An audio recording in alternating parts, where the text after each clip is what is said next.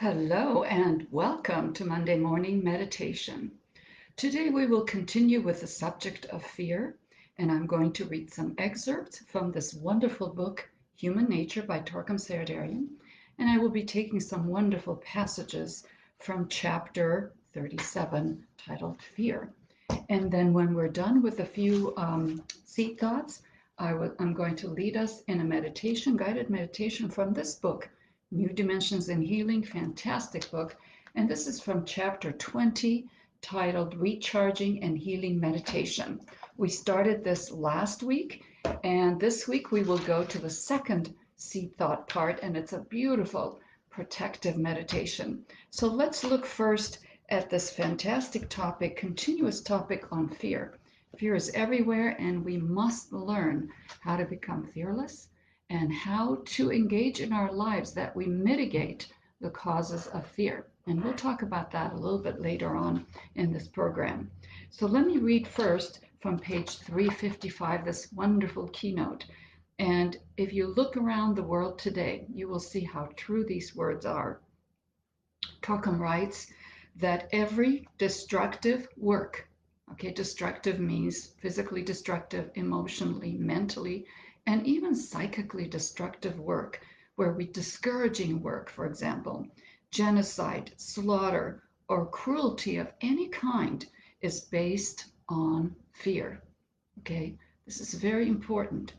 All criminals in history were born in fear, raised in fear, and nourished in fear. And I want you to really look at these ideas when I read them and put in your mind, what am I afraid of, and how can I mitigate that fear through this educational process? So next I'm going to read from page 356 to 357, because he says leaders. Leaders means any woman or man, any person who takes leadership in the family, in oneself, in a community, in a country, national, international, any level of leadership. When you stand up for what's right, you're a leader. So let's see what he says. He says, leaders of the future, if they have a chance, will see that education is based upon solid principles. And it is these principles and is the process of education that is going to remove the fear from us. Education means finding truth, the reality. And look at the steps that he outlines. He says, here are the principles that we must keep in our mind, be educated about, talked about. Every person is a cell in the body of humanity. That means nobody is disposable. Look at the implications of that. That means you too. You are not disposable, you are important, you're wonderful, and there's a reason for your life, a meaning for your life. The second one, the supreme right of every cell is to protect the integrity and well-being of the body. That means each of us is responsible for taking care of ourselves, the body of our family, the body of our church or community, and the body of the planet. Take it as far as you can. We are responsible. We will cultivate harmlessness in thoughts, words, relationships, and actions. See, harmlessness takes the fear from out of us. Okay, so that's number 3. We will cultivate that, and you're going to think, these are seed thoughts. How do I cultivate harmlessness? The last time you heard somebody say something and you went really angry and you weren't happy, why was that? Why did it get a rise out of you? What are the words that you spoke? What are the words that you thought of speaking and didn't? What kind of actions did you take? See, these are important. Based on fear or based on truth? The next is we will teach the power of dialogue and understanding rather than the use of force for solving problems. Dialogue means, first of all, you have a dialogue with yourself. You talk to yourself. First, you can talk to your solar angel, your inner guide. Then you talk to your soul. Let the soul guide everything that you do. So that dialogue starts with you, and it goes out and circles as far as you want. Always think of dialogue for solving problems. The next one, we will have the freedom to choose any field of service. There's no compulsion. You choose what your heart and soul tells you that you need to do in life. That is so important. When people are forced to do things or prevented from doing things, there's an inner anger and fear that comes out. Think about if that happens in your life and what the results were. The next point he makes is position must be acquired, not because of influence of wealth, power, and intelligence, but because of the proof of sacrificial service, compassion, and understanding the problems of humanity. So if you want to be a teacher, a leader, a great parent, a great friend, remember that your power and wealth is not what's important. It's the inner sacrificial service that you are willing to make. Put aside things that are not important. That loving compassion that every time you listen and you look at others, you look at them as souls. Then you have a compassion for them and understanding the problems of humanity. There are so many, and people just like to just waltz over them, but there are many problems in humanity.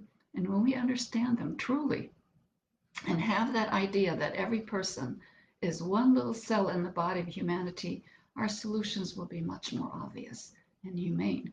And the last one, he says, is knowledge must be imparted to people only if the teachers are aware of the motive of those who inquire for knowledge. Why do you want knowledge? Why do you want spiritual knowledge, for example?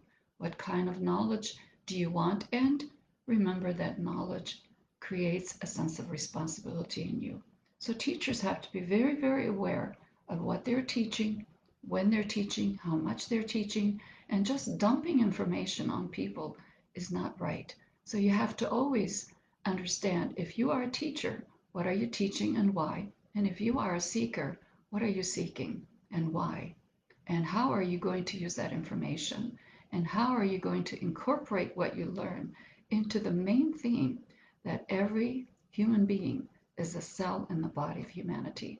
So when we have these ideas taught to us by teachers, by parents, by partners, then a lot of our fear will start disappearing. Okay, so that is the keynote for today. Let's go now to this beautiful recharging and healing meditation. And as always, I want to see a smile on your face. Don't forget that smile. So sit up straight, close your eyes, put your chin down just a little bit.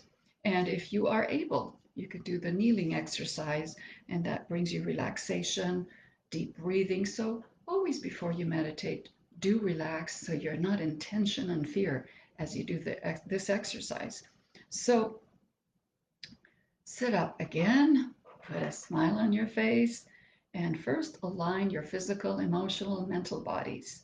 Align them together and see them as one line of light that goes all the way to your soul and down to the toes even. And repeat after me. Lead me, O Lord, from darkness to light, from the unreal to the real, from death to immortality, from chaos to beauty. And just imagine a great peaceful beauty that you want to be in. And have a deep breath and visualize a sphere of pure blue light just above you, a sphere of pure blue light, and raise your consciousness into that light and fuse with it. Remain silent mentally and emotionally. Let me see you pull yourself into that blue light. Take your time and focus and stay in that blue light. Slowly let that blue light penetrate your mind and let it just clean out the mind of any patches, any limitations. Blue light coming into your mental body. Let it bathe your mind. Now let that blue light penetrate into your emotional sphere, purifying it from many emotional problems. Our emotions are full of fear. Remove them. Wash them away. Anxiety, wash them away. Worries, wash them away. Let no hatred play a part in your heart. Just be in that beautiful blue light. It's coming down now further into your etheric body, your body of energy that surrounds your physical body, and electrify that etheric body with beautiful blue light.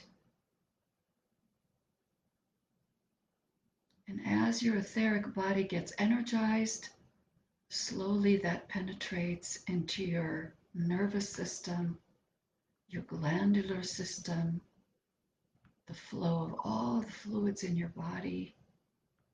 It goes to your muscles, your bones, fingertips and toes, and sit in that beautiful blue light as a whole person.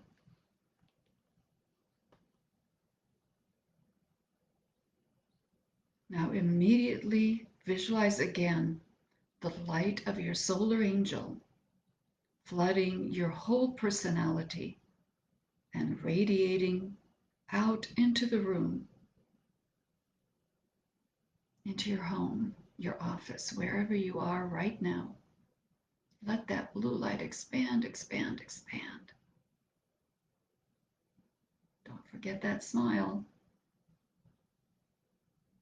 Sitting in that beautiful blue light, let's say the great invocation together. And I always say the original great invocation because it was the most beautiful version given by the great ones. From the point of light within the mind of God, let light stream forth into the minds of men.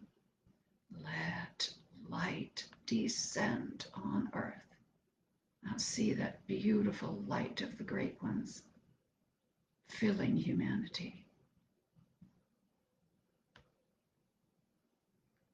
From the point of love within the heart of God, let love stream forth into the hearts of men. May Christ return to earth. See that loving power of Christ flooding humanity. From the center where the will of God is known, let purpose guide the little wills of men, the purpose which the masters know and serve. Purpose is direction in your life. Go toward that beautiful light of the great ones. From the center which we call the race of men, let the plan of love and light work out, and may it seal the door where evil dwells. Seal that door with that blue light. Fear is evil. It takes a hold of us and we don't want that. Remove it. Let light and love and power restore the plan on earth. Let's say one Om together and spread that blue light that is now filling your room everywhere into the world. Let's do this for the world.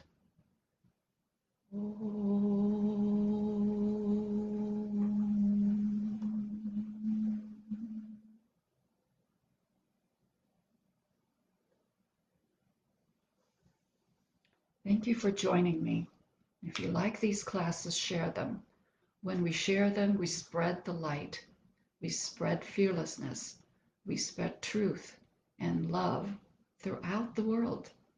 Don't neglect the power of your share. Share with anyone that you like, and let people be filled with this beautiful teaching of fearlessness and the blue light meditation.